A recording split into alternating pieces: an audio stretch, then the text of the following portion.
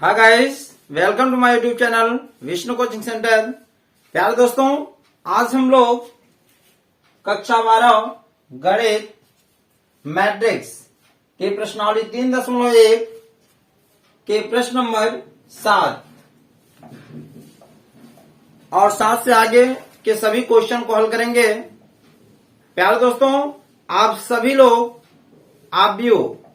अगर ये चैप्टर अच्छे से समझना चाहते हैं तो आप सभी लोग शुरू से अंत तक ये वीडियो जरूर देखिएगा और इसके साथ ही साथ जितने भी पार्ट जो बेसिक यानी शुरुआती स्तर पर समझाए गए हैं उनको आप शुरू से देखिएगा। बड़ा ही आनंद आएगा ये सवाल समझने में। तो प्यारे दोस्तों, अब हम लोग चलते हैं क्वेश्चन नंबर 7 में।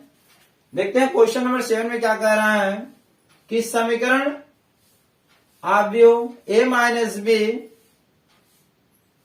2a minus B 2a plus C 3c plus D is equal to -1 5 0 और 13 से a b c तथा d के मान ज्ञात करें। ठीक है दोस्तों, आप लोग जानते हैं कि इसके पहले क्वेश्चन नंबर 6 के प्रश्न इस स्तर के लगा चुके हैं आप लोग, सेम उसी प्रकार के हैं। तो जरा ध्यान दें, आप यहां लिखें हल। क्या लिखेंगे? दोनों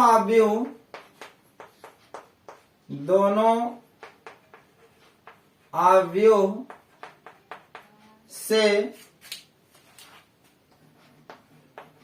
तुलना करने पर, दोनों अवयव से क्या करने पर? तुलना करने पर। अब ध्यान दें, इसको इसके साथ लिखेंगे। क्या होगा?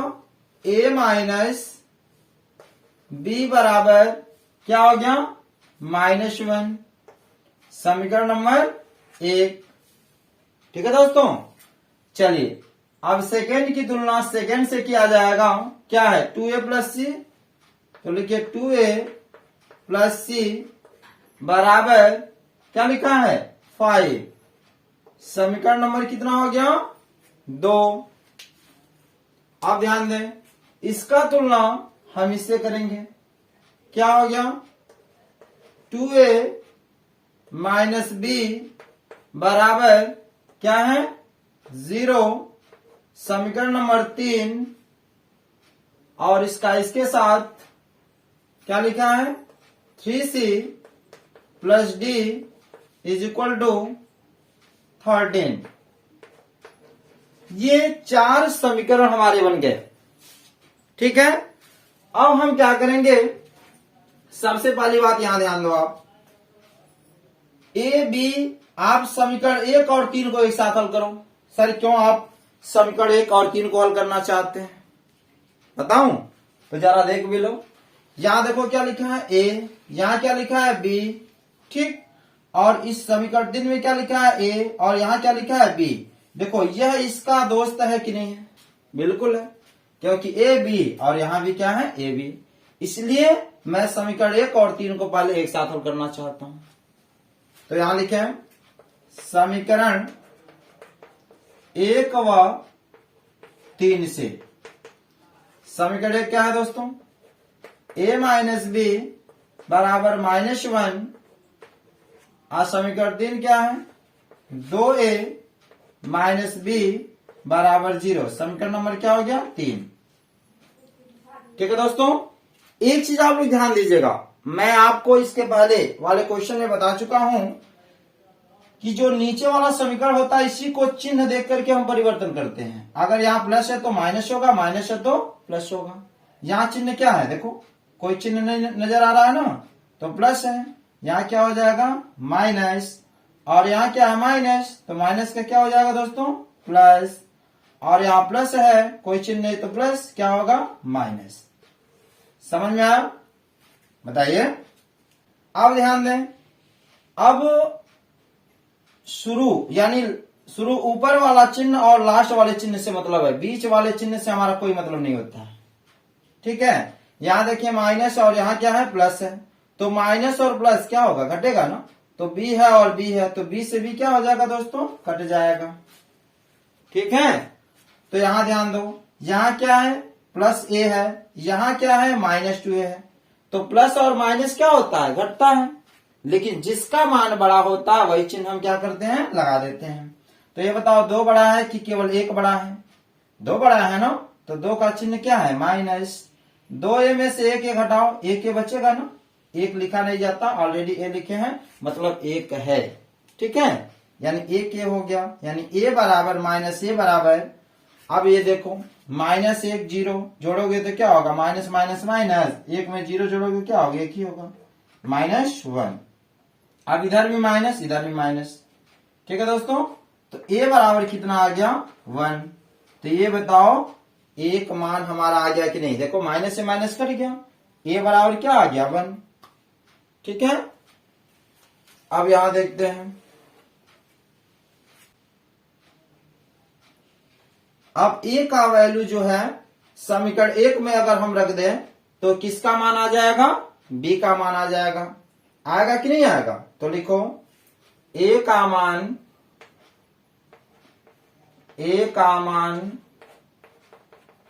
समीकरण किस में रखें, 1 में, 1 में रखने पर, अब a का मान आप समीकरण 1 में रख दीजिए। समीकरण 1 क्या है दोस्तों, यही है ना, क्या है, a माइनस b बराबर -1। ठीक है, अब जहां a है वहां क्या रखेंगे, 1।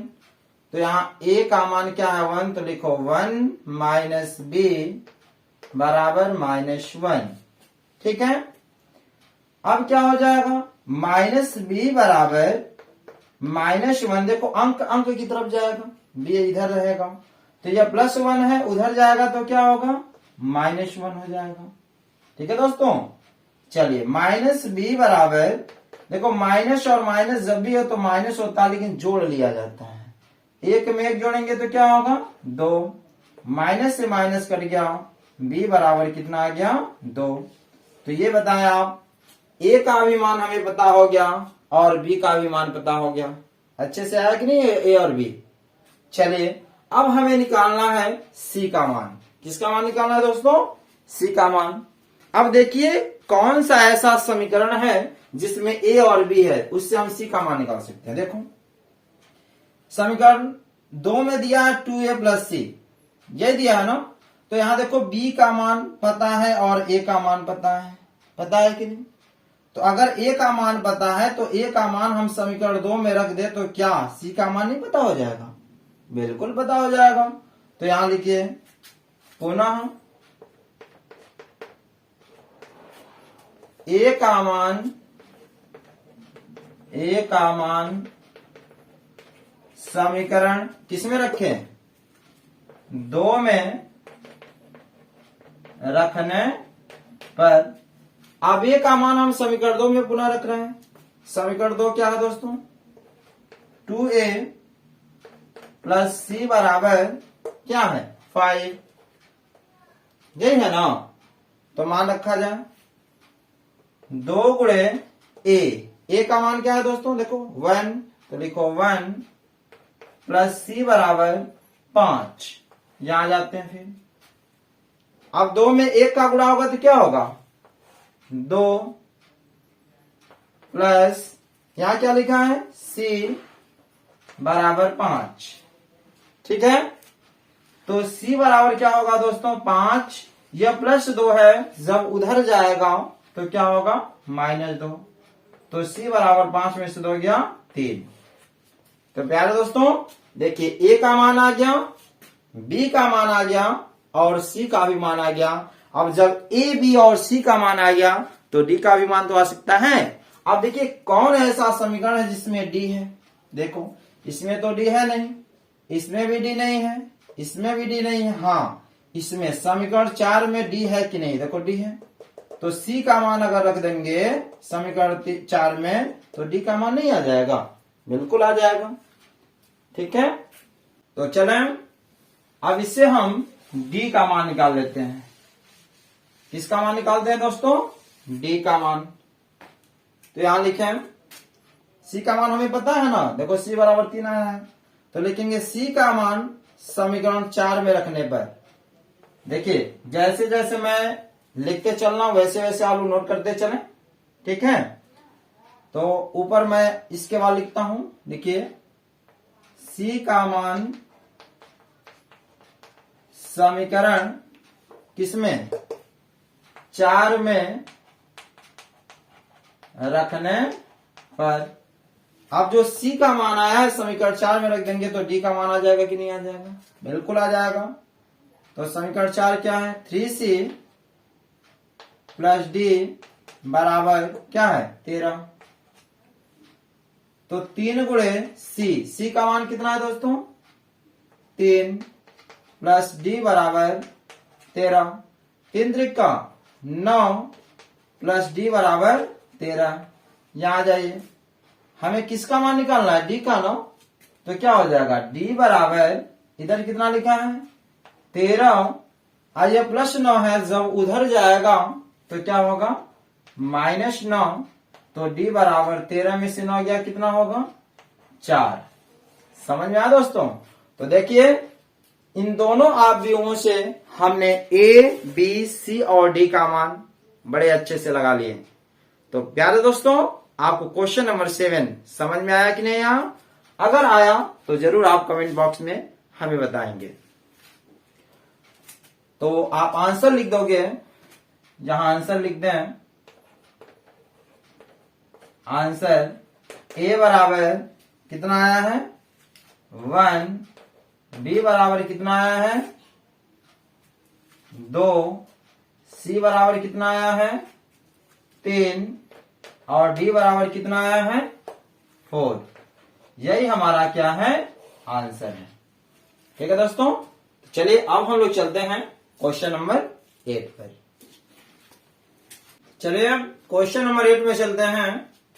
क्वेश्चन नंबर 8 में कह रहा है कि ए बराबर आव्यूह ए आई जे एम गुणे एन एक वर्ग आव्यूह है यदि, अब ये 4 ऑप्शन दिए हुए हैं, इनमें से कौन सा सही है। ठीक है, एक चीज आप हमें बताएं आप कि वर्ग आव्यूह किसे कहते हैं। आप लोगों को जब शुरू में मैं आपको मैट्रिक्स आव्यूह पढ़ा रहा था तो पार्ट 1 पार्ट 2 में ये सब अच्छे से समझा चुके हैं, कितने प्रकार के होते हैं, किसे क्या कहते हैं, क्या डिफिनीशन होगा, है कि नहीं। तो इसमें मैं वर्ग आव्यूह किसे कहते हैं इसको भी समझाया हूं, जरा याद करिए, याद आया। चलिए मैं बताता हूं आपको। वर्ग आव्यूह वह होता है जितना पंक्ति हो उतना ही स्तंभ होना चाहिए, जितना ही पंक्ति हो उतना ही स्तंभ हो, वही वर्ग आव्यूह कहलाता है कि नहीं। तो जरा आप ये बताएं, मैं ये भी आपको बताया था कि यम गुणे यन, यम को पंक्ति कहते हैं, यन को स्तंभ कहते हैं। बोलो कहते हैं कि नहीं कहते हैं, कहते हैं ना। तो पंक्ति और स्तंभ, अब ये बताओ कह रहा है यम बराबर यन, ऑप्शन में एक है इसमें यम बराबर यन, इसका मतलब जितना पंक्ति होगा यम को हम क्या कहते हैं पंक्ति कहते हैं, और यन को क्या कहते हैं स्तंभ कहते हैं।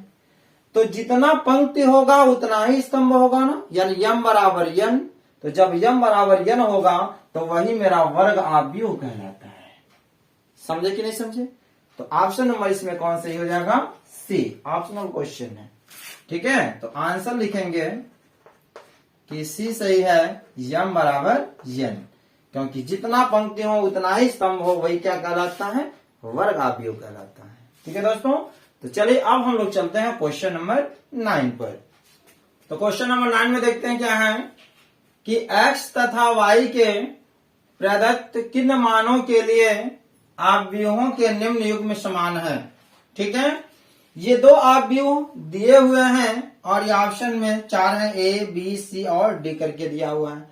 इसमें पूछ रहा है बताइए कि कौन सा सही है। ठीक है दोस्तों, तो ध्यान दें, पहले आप दोनों आव्यूहों की तुलना कर लें।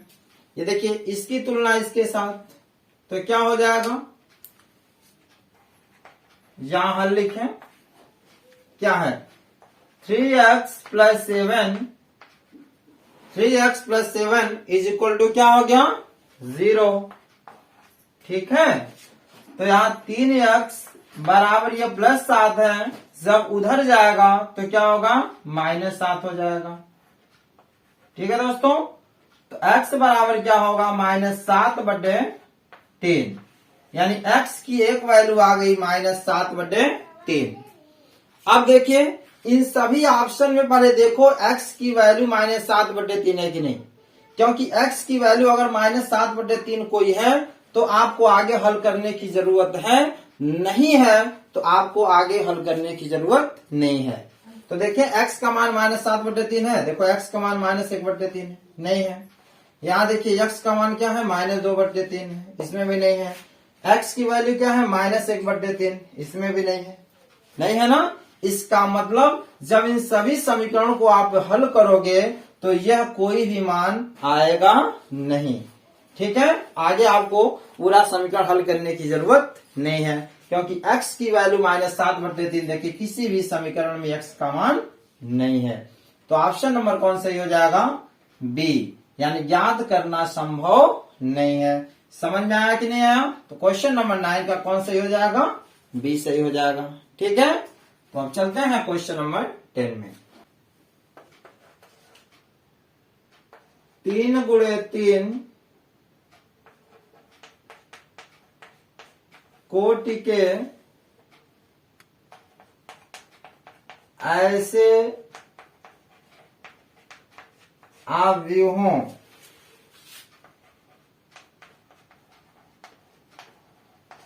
की कुल कितनी संख्या होगी जिनकी प्रत्येक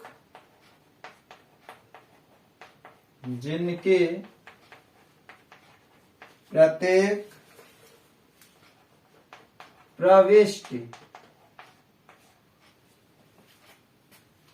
0 या 1 हो,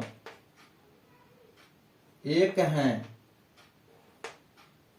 ऑप्शन ए में है 27, बी है 18, सी में है 81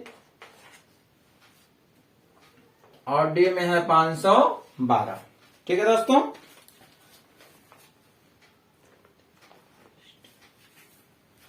ठीक है दोस्तों, तो आप लिखेंगे हल। क्या कर रहा है 3 गुणे 3 कोटि के क्या ऐसे अवयवों की कुल कितनी संख्या होगी जिनकी प्रत्येक प्रविष्टि 0 या 1 है। तो 3 गुणे 3 कोटि की प्रविष्टि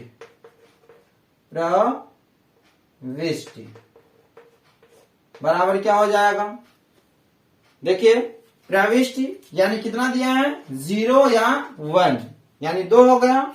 तो यहाँ क्या लिखेंगे 0 या 1 है ना, 1 1 2 यानी 2 हो गया।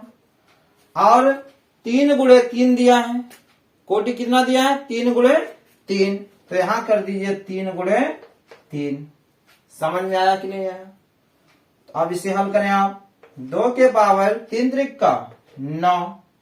अब इसको जब आप हल करोगे 2 के पावर 9 यानी 2 9 18 मत कर दीजिएगा। ठीक है, 2 के पावर 9 का मतलब ये होता है दोस्तों कि 2 9 बार लिखना है, यानी ऐसे 1 2 3 4 5 6 7 8 9। समझे कि नहीं समझे?